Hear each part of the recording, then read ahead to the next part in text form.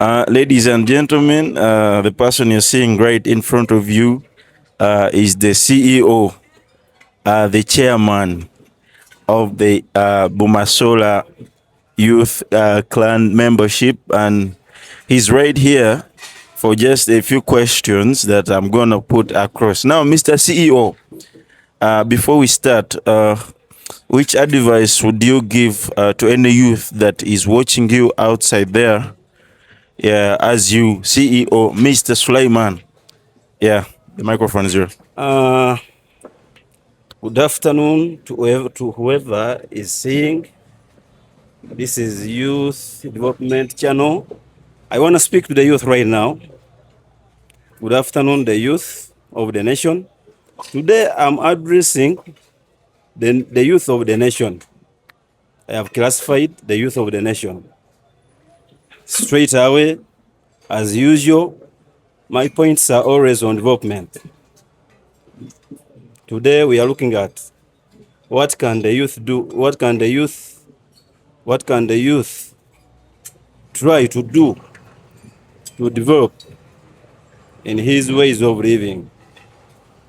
Simply, we are looking at the things the youth can do to improve his ways of living. Now, before we go ahead, what are these things? We already see here you saying things. We are looking at things. Can you please mention the things that you're talking about? What are the things? You may say maybe someone has to do this and this. Please be clear. You clarify what you're talking about.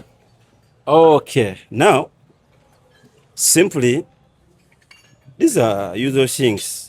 These are usual things a youth can try to develop himself. First of all, the youth can try some activities that can give him money such that he can develop himself. For example, the youth of the nation try to do labor works. I always put emphasis on labor works because these are the works which are easy to the youth. These are the simple works a youth can try to do such that he can earn a living. Labor works, we mean casual works. For example, I always emphasize on scrap works. In scraps here, I myself, I can employ the youth of the nation who are willing. Come at my company and I give you labor works. For example, I have works like off-roading works and loading works. Salary available, fair salary. Now, putting that aside, Mr. Sulaiman, we've seen people succeed. We've seen people earn a lot of money out of sports betting. Do you have any view that you can? Do you advise the youths to maybe to take part in the betting process, sports betting process? Now, briefly, me as Sulaiman, or the youth of the nation, I don't advise any youth to involve himself in bets or in sports betting, because here you are estimating either another team will win or no. Here I don't support the youth of the nation to try sports betting. Instead of putting money in a sports betting, go and start out a simple project. You can start any simple project. For example, begin a chapati making project. Yeah. If not, you can start a scrap business at a small scale. You can start a poultry. You can start farming, anything. But I don't support the youth of the nation. I don't support the youth of the nation to put his small money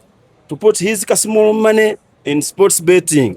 Emphasis should not be there, because here you are just guessing either you will get or no. So I don't advise the youth of the nation to try sports betting. Instead of wasting your money in sports betting, try at least put somewhere where that money can work as capital. Put in any business that you can do, put in any business that you can afford.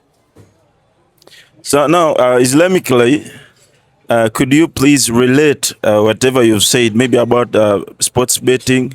What does Islam say about it? You have any narration, maybe Okay. on hadiths or any ayah? Okay. You can, yeah, Okay. Now, Islamically, yeah, the Quran teaching does not allow somebody to bet with money to get extra money. Here, call it gambling. here I can explain and say that the Quran teachings or the Islamic teachings cannot allow gambling. So, what we can say, the putting in money to expect more money. Yeah. For example, borrowing somebody money when you need that money to be refunded to you when it has